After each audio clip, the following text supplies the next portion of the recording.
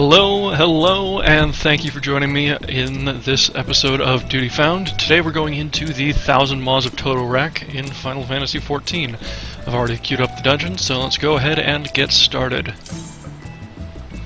As always, I'll be going in as a white mage. This is one of the lower end dungeons. I believe it is the 5th, actually. So we'll be in under a...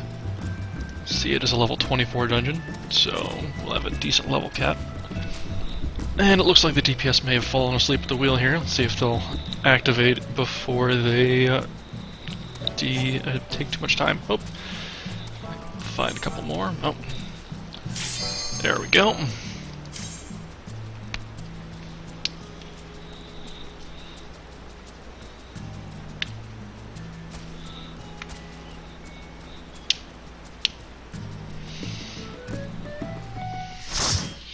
Okay, and here we are in the 1000 Maws of Toto-Rak. Oh, it looks like we have probably 3 new players in with us today. We have our Gladiator as tank, a Lancer, and an Arcanist for DPS, respectively.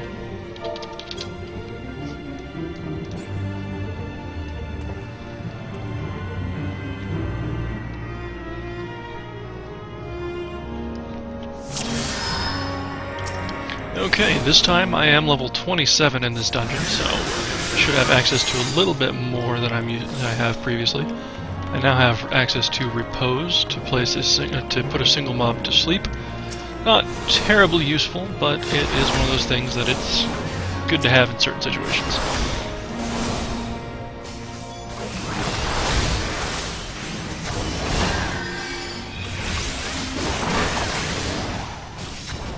Looks like that's probably the only skill that I did not have in our last episode. So toolkit is pretty much complete as is. Still don't have Cure 2. That should be in the next dungeon. That'll be exciting.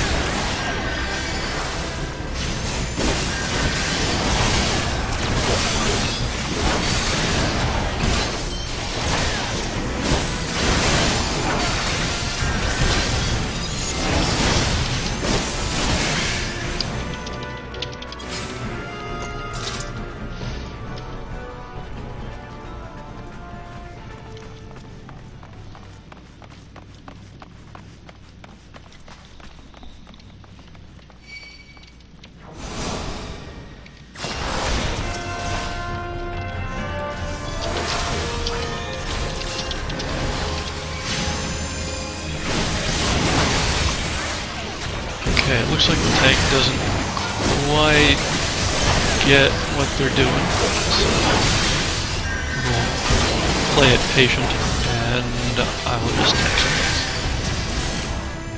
things. This dungeon is one of the first that actually becomes a little bit interesting for a healer. It's not very forgiving for scholar healers, actually. This dungeon has a lot of status effects. You see quite a lot of poison. And Scholar doesn't actually get a cleanse effect until much later than White Mage does.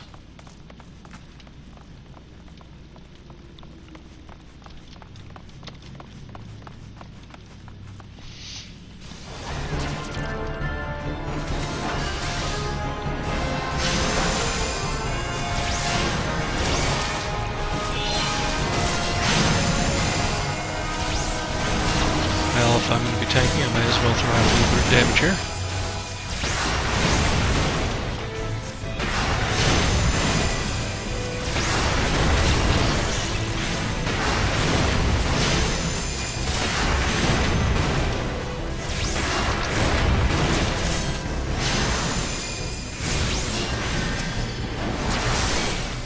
Okay, and here we go.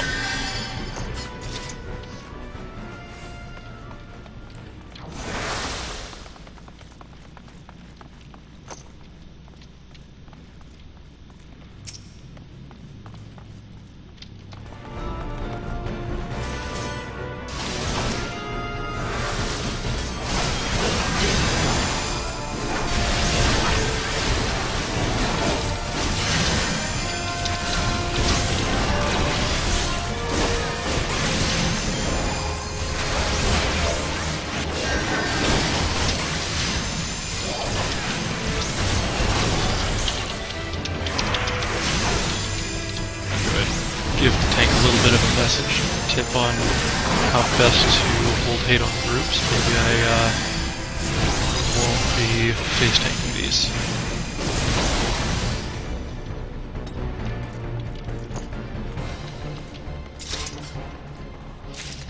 Okay. As you see, the Magitech photocells are one of the elements to this dungeon's mechanics. In order to proceed, we need to deactivate certain Magitech devices, barriers, and use the photocells to do so. There we go, the tank is flashing, so you can tank. Awesome. Should make this a much faster run.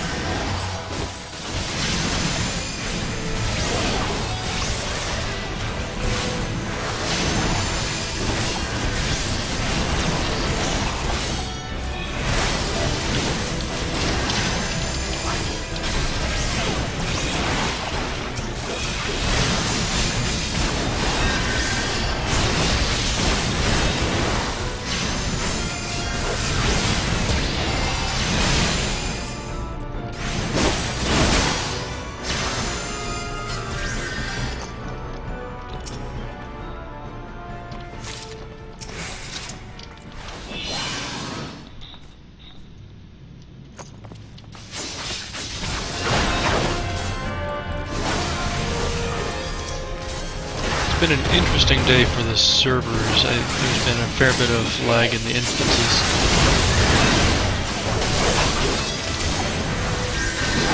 So we may have some fun connectivity issues here.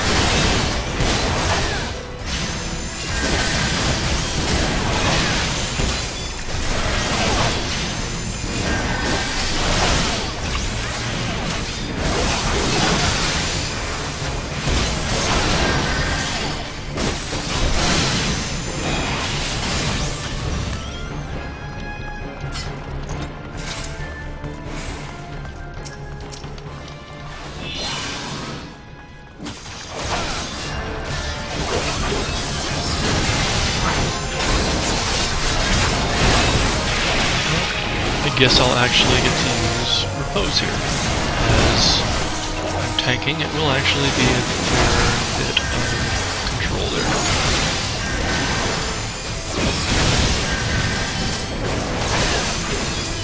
And with the 30-second duration there, it will actually go a pretty long way.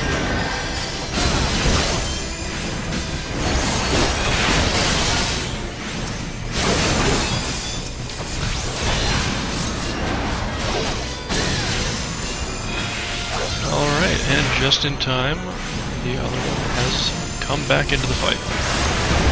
I'm likely to take this the rest of the time as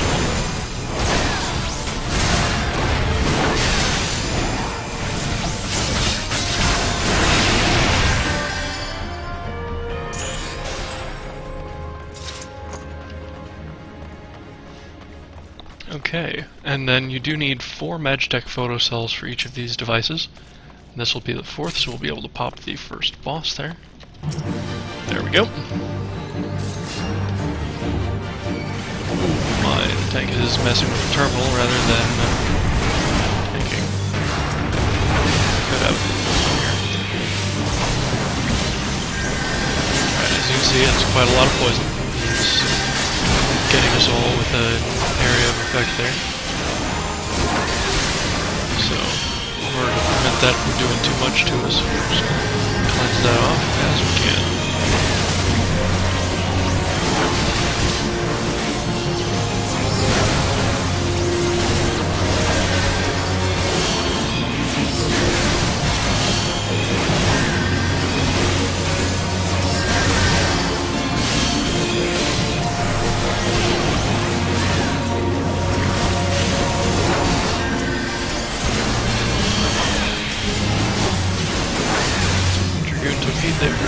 Lancer took aid there. Not sure why he's running around, but it's okay. Alright, and first boss down.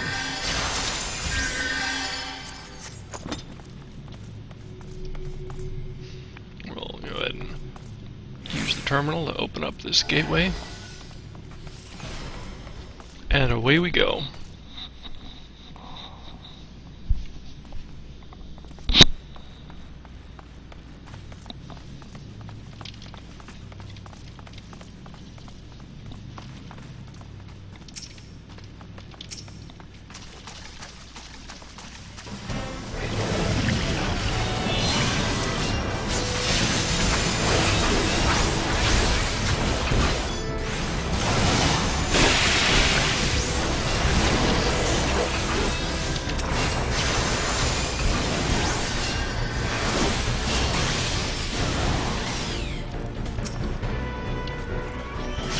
Some of these Warden's Whips will drop the photocells that we need to progress further, so just gotta make sure we get all of these. It's times like this when parties don't exactly go perfectly is when you can actually have some fun with things. You do more than your job typically requires, and it just makes the game a little bit more engaging. So, having to cover for someone else's slack is not always a bad thing.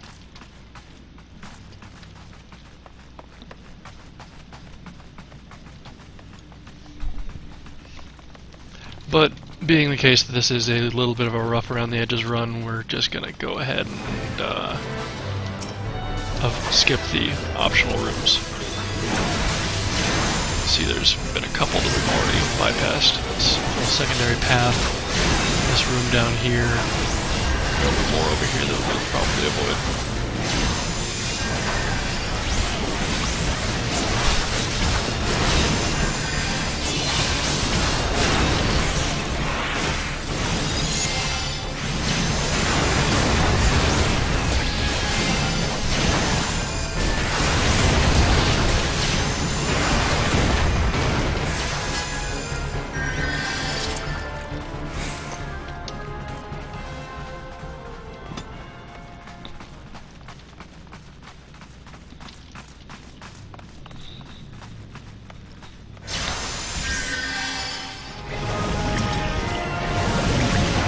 Okay, nice room full of these little Ochus.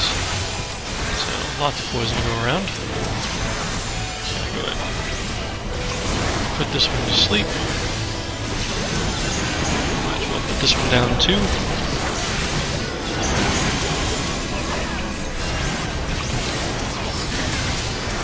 The Arcanist is already fully dotted this one, so it'll take damage while it's asleep. That'll be nice.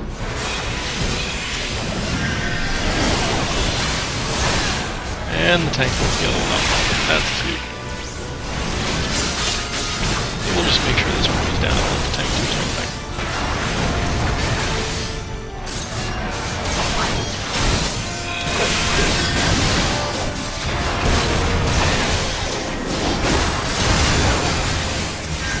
Photocell real quick.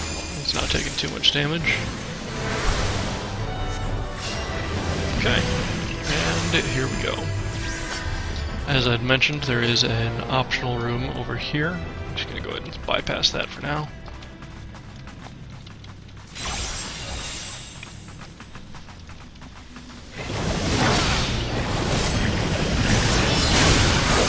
Throw some damage on this before I go to sleep.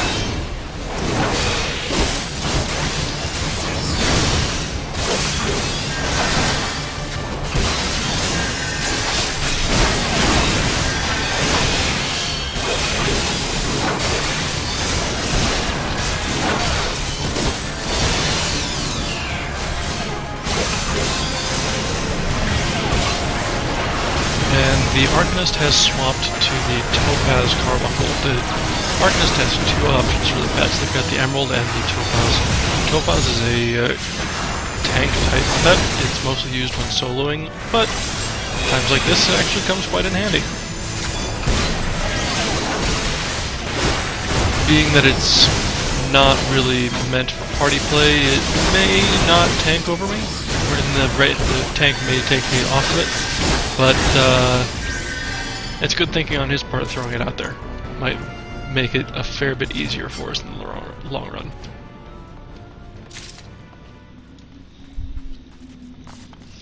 Right, see there's webbing up here.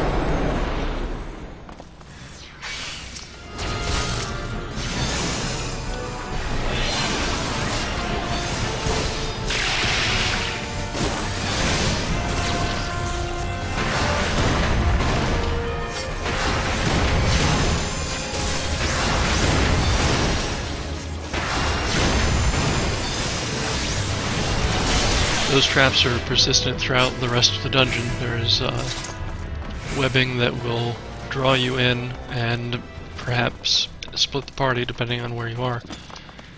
You'll need to break down the sticky webs there.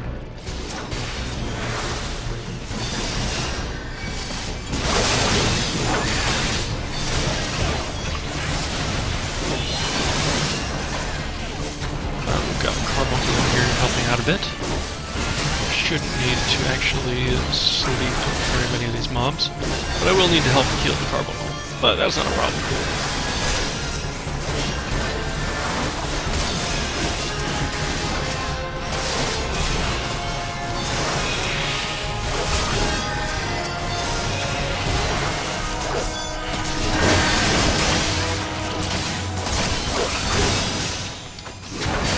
For now, I'm going to focus target on Topaz Carbuncle.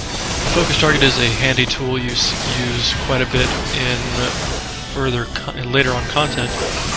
Makes it so you can more easily target and keep an eye on a specific target without actually being targeted on them. See, I've got my regular target bar, my focus target bar, and my party bar there.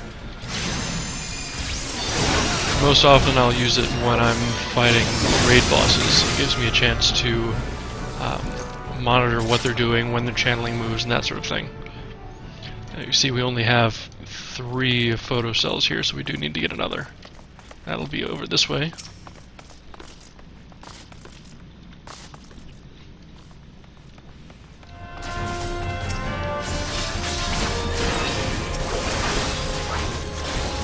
Put this to sleep real quick.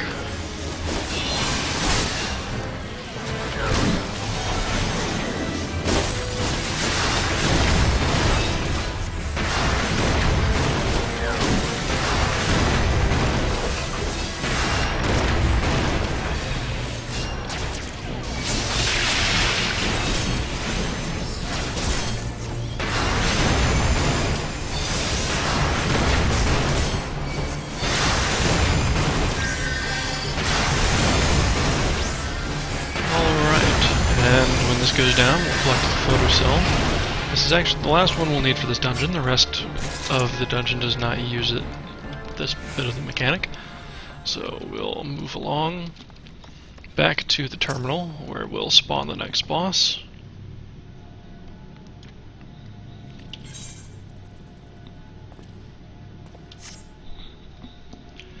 Assuming the rest of the party will join us.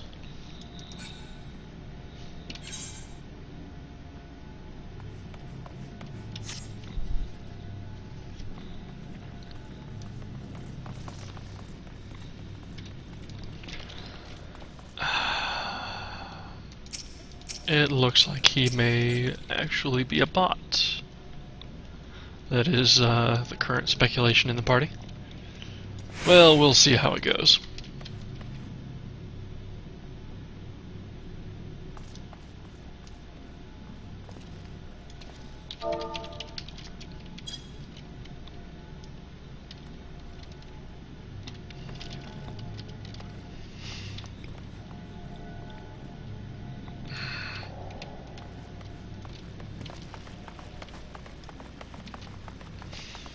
Well, the tank has actually said something, finally. He apparently wants to clear out this room over here.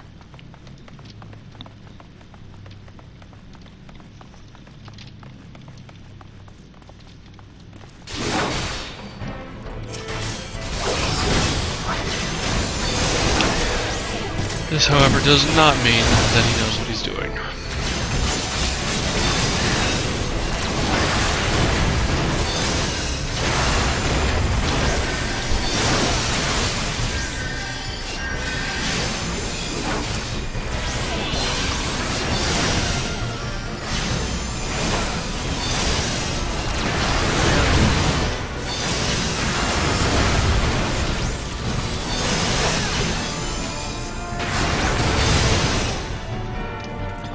Okay, and with that out of the way, we can get back to our intent and move on with the dungeon. So, as I was saying earlier, the Magitech terminal here will spawn the next boss. This one is very similar to the previous, however there will be ads that spawn along with.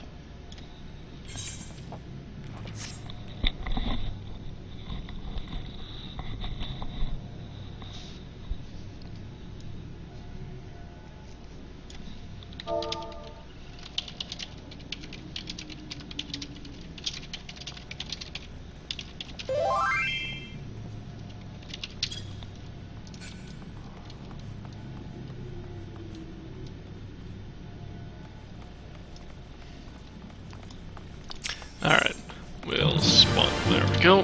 Boss is spawned. Throw out some damage.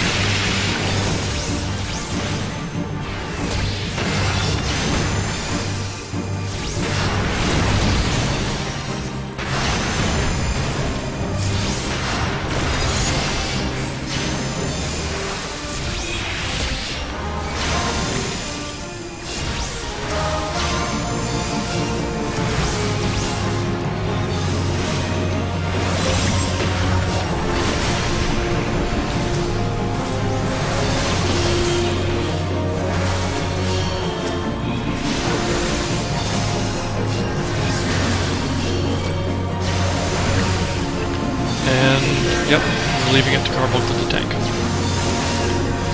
Arcness knows what he's doing. That's good. I'll throw a little bit of AoE heals here, and oh good, I do get Carbulk with it. Some things only hit party members, and sometimes pets might be honored as party members.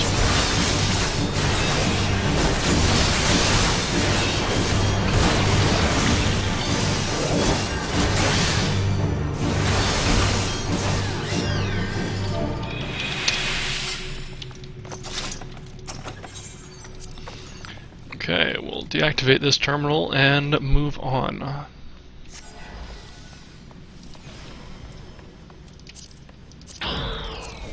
Alright, this green goop is a heavy effect,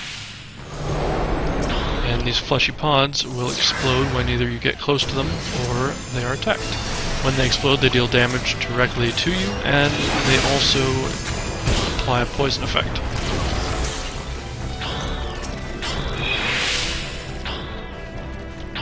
But this is the last stretch for the dungeon. We are nearly there. Thank goodness. This is probably one of the first times you guys have seen this out of the series. Sometimes you run into legitimately bad players, and they tend to be more of an obstacle than what the game throws at you. It happens. It's part of playing an MMO, playing an online game. You need to either deal with it, or some people get toxic about it, some people will try and offer advice, but really it's just live and let live, do your thing. It's not for everybody. Everyone enjoys the game their own way. So I tend to just avoid the drama altogether and just finish the situation as best we can. Gets things over with, and I can move on to more productive matters. Like talking to you guys.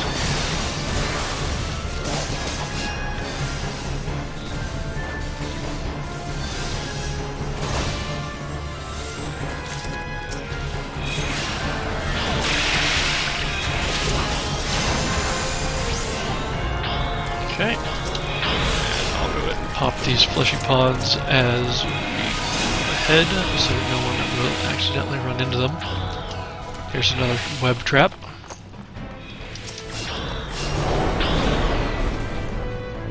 Looks like the party made it through with us this time.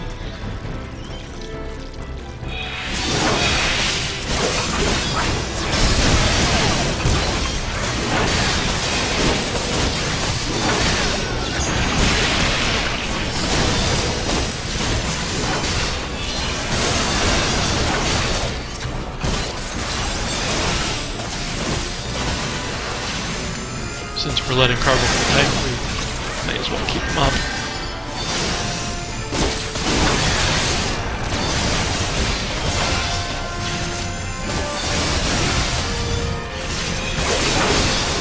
This one's about to wake up, so let's go ahead and let him wake up on his own, my terms rather than his own. Throw on a little bit of damage here. Get this done.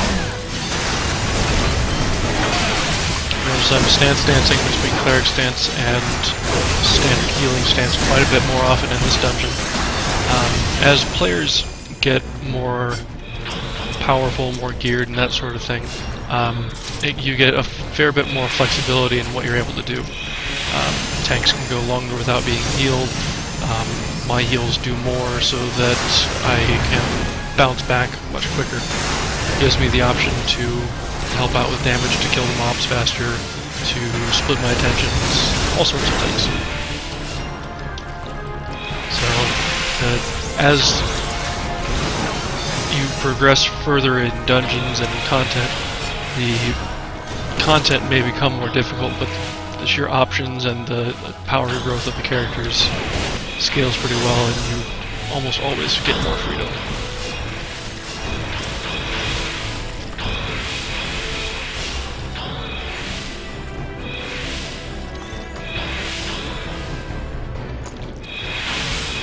And tank is running into an optional room, so I guess we'll take care of that. I'll put the Might Trap to sleep.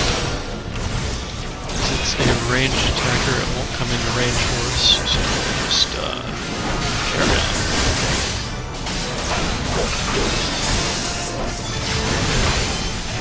And with the sprite almost down, wake it up, and do some damage real quick.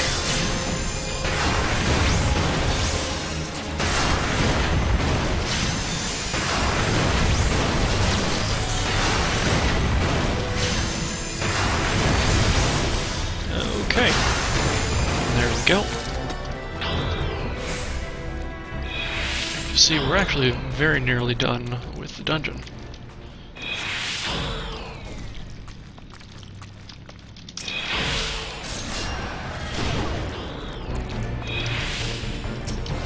And the boss of this dungeon is actually quite a bit of fun. It has an interesting little mechanic. It produces ground effects, and it has ads, so you can do all sorts of fun things.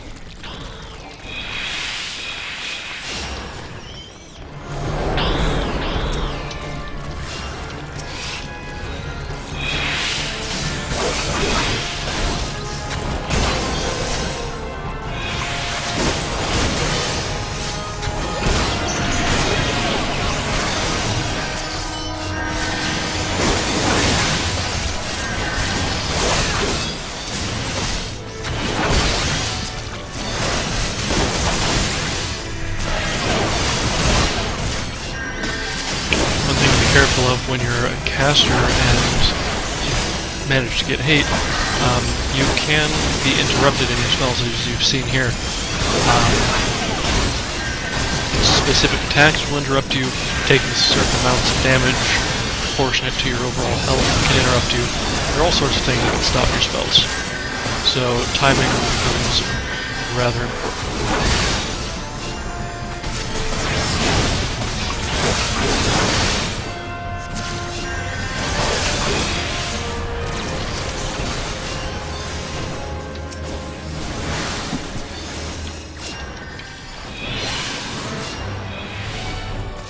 Spray down here. It's not tank damage, may as well just pull up myself.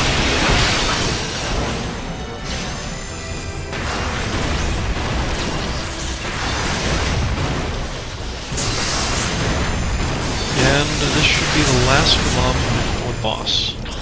Yep, we have the web here to take care of.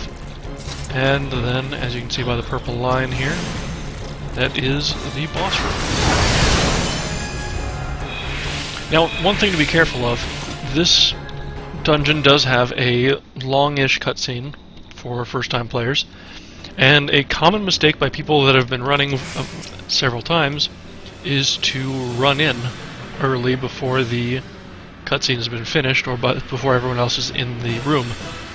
One thing to be wary of, as soon as you drop down this ledge, see there, it draws everyone in. Luckily, everyone was in the area, so we were okay. But I've seen more than a few players be locked out. One time I was the only one in the boss arena with a tank when the tank ran in and both of the DPS were locked out. That made for an interesting fight where we basically just duoed it.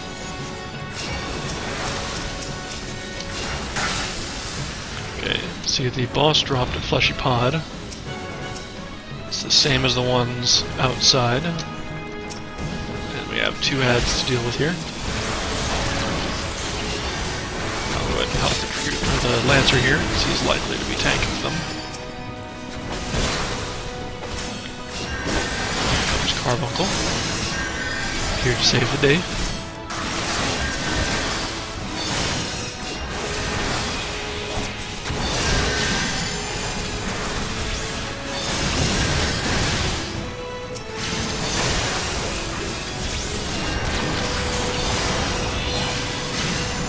Okay, and as this boss goes further on, his tail becomes a targetable spot, and he drops a poison patch on the floor, which the tank is just going to stand in it, so we'll just let him do his thing.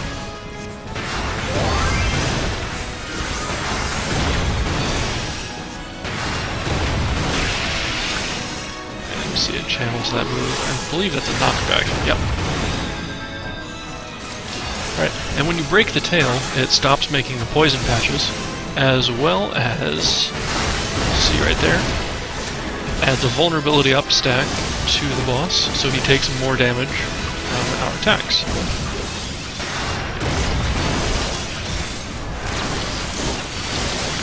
Alright, drop a little bit of AoE healing here. I'll just take this ad. And there we go. Done and done.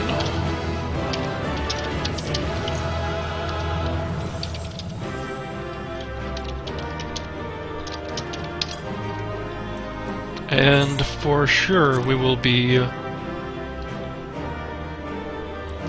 commending the Arcanist, who did a nice heads-up play with getting Carbuncle out.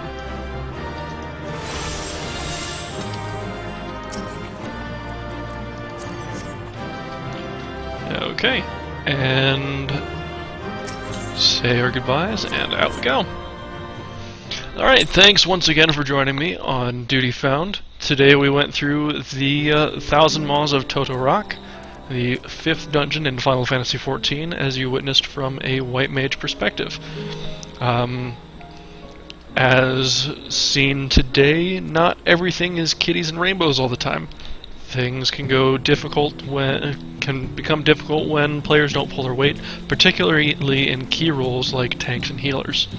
You saw today, a bad tank can make everyone's jobs more difficult. Luckily, this early on in the game, DPS classes can do pretty well on their own. They take damage pretty well, and with a competent healer, you're able to carry on. Later on in the game, that is not the case.